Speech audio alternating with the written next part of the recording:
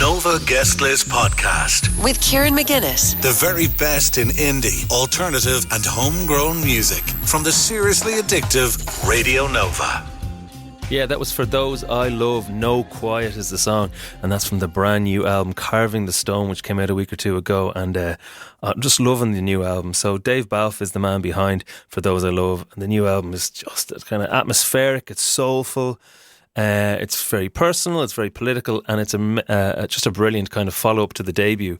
It's been a couple of years since the debut, but I was actually on the panel of the Choice Music Prize when we chose the first For Those I Love album as the winner, and I suppose there's been a lot of attention and a lot of interest in what the second album would be, and we're delighted to have it now, Carving the Stone, and we're delighted to have Dave Balfe of For Those I Love on the line. How's it going, Dave? It's going pretty good. Thanks for having me. Yeah, no, it's a pleasure to have you. So the album has been out kind of a couple of weeks. How's it felt to have it out? Probably a little bit relieving in one way. You know, you spend such a long period of time quite isolated working on something, and I'm not really one to share things as I go. Like, you know, the label didn't hear anything, my friends didn't hear anything, my family didn't hear anything. I keep it very, very tight. So you have that big process of writing, and then you just have to sit in your hands for a couple of months while everything gets packaged up and all the administrative things are done, and that just built tension for me. So actually being able to get it out and share it with people, and being able to avoid my friends still asking me, well, what's on it? What's it like? Do you have big, huge techno parts? And yeah, being able to avoid all that now and just pass the music on to people feels pretty relieving, I think. Yeah, I'm the opposite. I'm three minutes into a song and I'm texting to someone, so I can't imagine what it's like holding that, keeping that, you know, together. Well, the good news is there is techno moments, club kind of moments on the new album, which is great. So, I mean, look, it's been has it been 5 years since between the two albums? Probably. It came out first, yeah. What has that 5 years sort of creatively been like for you? I mean, it's definitely been waves, you know. My interests have spread in different ways, and I've gone through big periods of not being able to write any melodies, not being able to write any music. I've gone through big periods of not being able to write any lyrics. I've gone through other periods where I'm compulsively writing and filling up my notes app, filling up notepads, scrolling down on everything and anything, and you know, pulling the car over the side of the road to scroll things down. And I've gone through other periods of not wanting to even hear music and only wanting to make visual pieces and only wanting to print or to draw or to take photographs. It's been a lot of different things over 5 years. Yeah, because this is the thing about, you know, your music. From my perspective, I suppose it's. I'd love to know whether or not the concept comes first, or does the feeling come first, and then you mold it into a. You know, like are the songs coming to you? Or are you trying to find the songs? I kind of wonder that myself. I think, you know, there's been a little bit of both there. I certainly find myself chasing the songs sometimes, but I feel like I have a picture in my mind of what that song should be. There's a couple of songs on the record that are stronger examples of that. Maybe a song like No Quiet, for instance. There's probably 15, 20 versions of that. And, you know, the first 13 of them are tragic, awful, terrible writing. But I kind of knew there was a reason why I wasn't giving up on that track, because there was something that I could visualize at the end. There was something that I was chasing to try and carve out of the concept or out of the feeling. Whereas other tracks, you know, they come in a flash, they come in an hour, and there's no chasing, and it feels like it's something that's finding you, and you're just, you know, this device to try and capture it all. So it's been a real mix of both.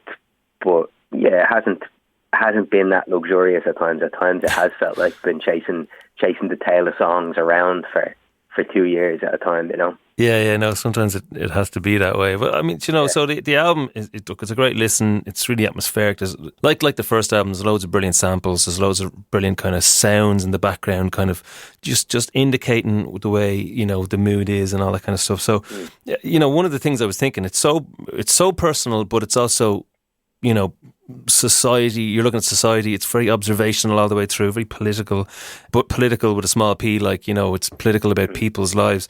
Is the stone, you know, that you're trying to carve, is the stone that you're talking about, is that the thing in our lives that enslave us, like keep us? And then the album is kind of looking at the things that kind of keep us in our positions, keep us in our lives kind of trapped. I mean, the album itself looks at that pretty head on. At times it's constantly trying to find the nuance in the difficulties of modern day living in Ireland, that dance between the good and the bad and the push and the pull, and really trying to explore that grey area in between. But I don't know if that's what the stone is for me. Maybe the stone is something else, that process of trying to carve the stone. You know, it's reflective of that journey of the past 5 years, maybe not as much creatively as at the forefront, but more in reference to emotional development, I suppose, that constant chipping away at the self to try and expose the new thing, I don't know, the version of yourself that you're trying to work towards. That's maybe a bit more reflective of the stone itself, and not separated from the process of writing either. That's certainly, you know, even the way I was describing writing that record to you, that being a bit of a chase sometimes, and other times it coming towards you. It felt like a monolithic undertaking at times. It felt like I was just constantly chipping away at this one vision I had in my mind of what I wanted this thing to be. And you're leaving those, you know, if you're doing 20 versions of the one song, you're leaving 19 of them on the floor. It's debris not to be looked at again, because, you know, you've finally carved out the one piece of the image that you've been trying to capture as part of that bigger piece. I think the stone for me was reflective of that. Yeah. But you're reading it. You're reading it. The record's absolutely, totally spot on. Yeah, you're like that's the sculpture of the man carving himself, you know, or whatever. Yeah, it'd be great if I knew the name of that, but I don't. But that one I'm talking about. Yeah. So the 6th of October is the big gig in the Olympia. You know, you're kind of, I'm sure people say this to you, but you're a kind of a uniquely visual artist in that there's a real kind of cohesiveness between the artwork and the videos and the look of everything and the way you describe things. And it's just, there's a lot of visual stuff going on. I'm assuming that that's going to be a huge part of the gig in the Olympia on the 6th.